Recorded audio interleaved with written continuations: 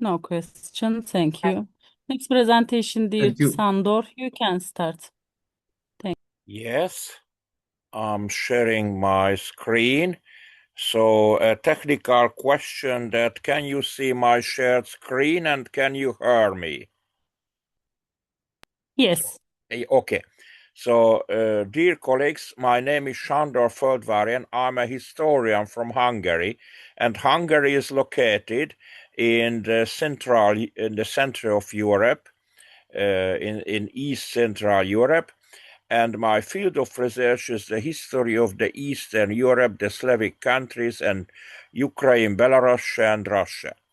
And in this presentation, I will deal with the activity of a famous person who came from Hungary but moved to the Tsarist Russia in the early 19th century and played a very significant role in the state administration of the Tsarist Russia.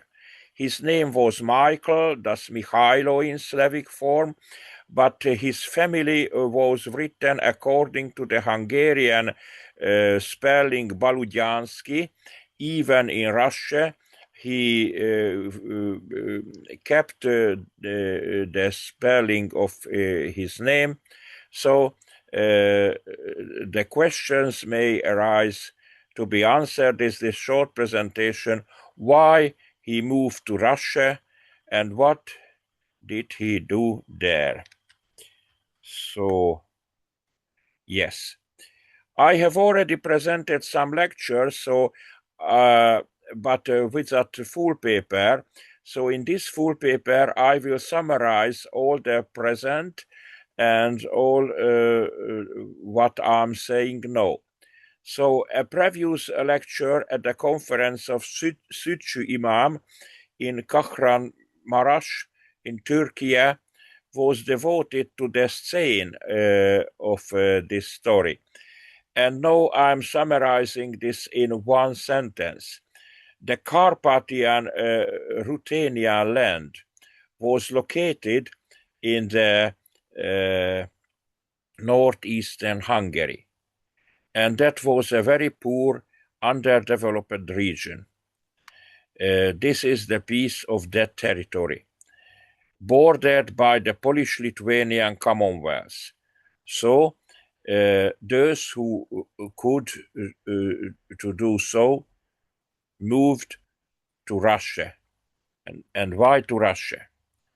Another presentation was devoted to the education of this person, Michailo Balugyánszky, and now I am summarizing that he got a very modern education at the end of the 18th century in the city of Košice, which is now in Slovakia, and that time it was located in the Hungarian kingdom, and it was a center of the freethinkers and the Freemasons.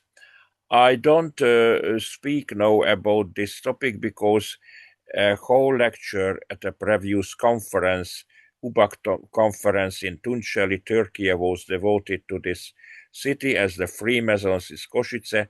So I'm summarizing that this person, Balugyánszky, got a very good education at the Law Academy, so the higher at that type of high schools, educating lawyers. Then he moved to Russia. Why to Russia? Because in the 18th century, the development of the Russian culture and state was very great. So Tsar Peter the Great in the early 18th century established a new capital to be a window to Europe, as he said, the St. Petersburg.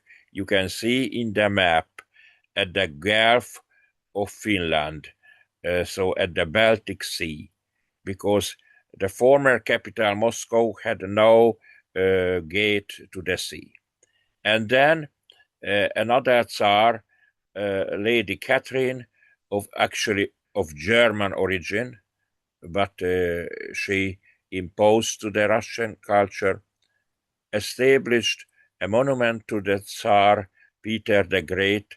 So in the 18th century was the heyday of the development of the Russian culture, and the Academy of Sciences was established by Mikhailo Lomonosov, and famous European scholars were invited, such as the mathematician Leonhard Euler from Germany, the greatest mathematician, equal with Gauss or even greater than Gauss, and he became a Russian citizen and contributed to the Russian science very much.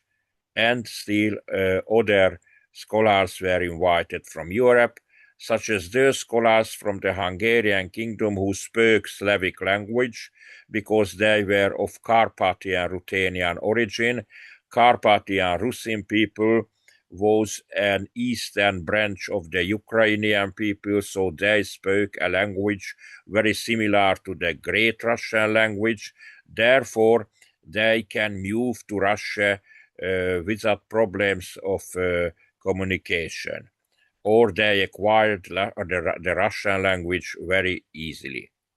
Therefore, at the end of the 18th century and the early 19th century, some Carpathian Ruthenian people from Hungarian kingdom moved to the Russian Tsardom, such as Michailo Balugyánszky.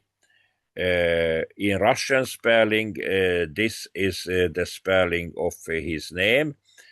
I don't show here in Cyrillic letters because maybe the audience don't read the Cyrillic letters in Russian. And he moved to St. Petersburg by the invitation of Ioann Orlay, who was already here and already worked there as of Carpathian Ruthenian origin too. About Orlay, I presented at a previous conference in Bitlis at the Health Science Conference, so I don't have time and opportunity now to speak about Orlay, but about Balugyánszky. So what is important and what is the task of this presentation, that in the early 19th century, there was a great work in Russia to organize a university in St. Petersburg, which was the new capital established a century ago, but there worked an Academy of Sciences, but no university. And this Michailo Balugyánszky took part in the establishing of university, organizing the university. You can see this building of the university was opened in 1819, and this is a huge building. Even nowadays, if we can learn or work or lecture in such a university, this is a huge building. And in the early 19th century, in the capital of Russia, it was an enormous building.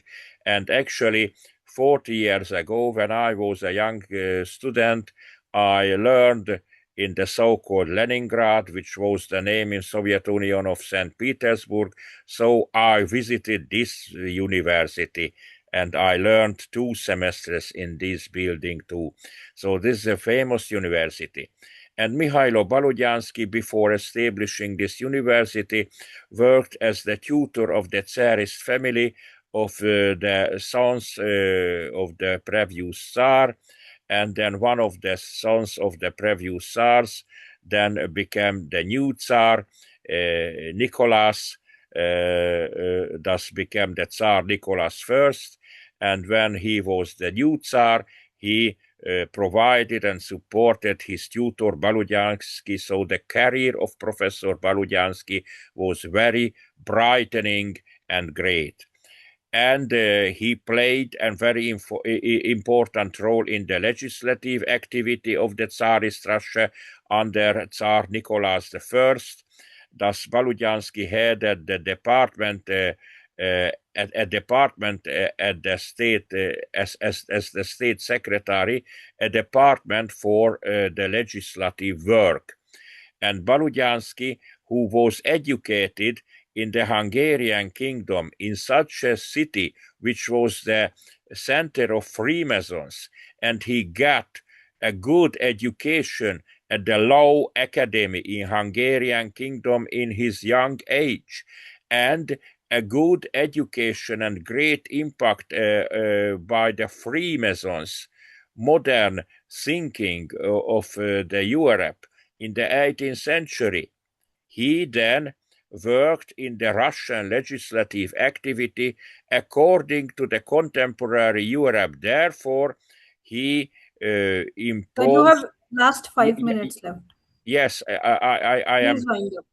I am finishing. And he imposed the European ideas to the Russian administrative work. And this was the main role of Balugyánszky, thus he took to the Russian political culture the contemporary European ideas.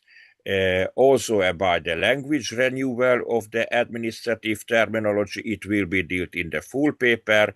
And as a conclusion, thus Balugyánszky played a key role in the Russian Tsarist legislating activity at the beginning of the 19th century, and he was influenced by his Hungarian upbringing, which culminated in the Masonic lodge of this city of Košice. Therefore, he took the French Enlightenment to the Russian culture. The 18th century was the century of the light, the siècle of the Lumière in French, and the French Enlightenment impacted the whole Europe, and Balugyánszky was the key person who took the ideas of the French Enlightenment in the state administration of the Russian Tsardom. This is the main and the most important conclusions which we can say about his activity, and further details will be in the full paper. So, çok teşekkür ederim, dear Turkish colleagues. Thanks so much, and then all further details will be given in the full paper. Thanks so much again. Thank you for your presentation.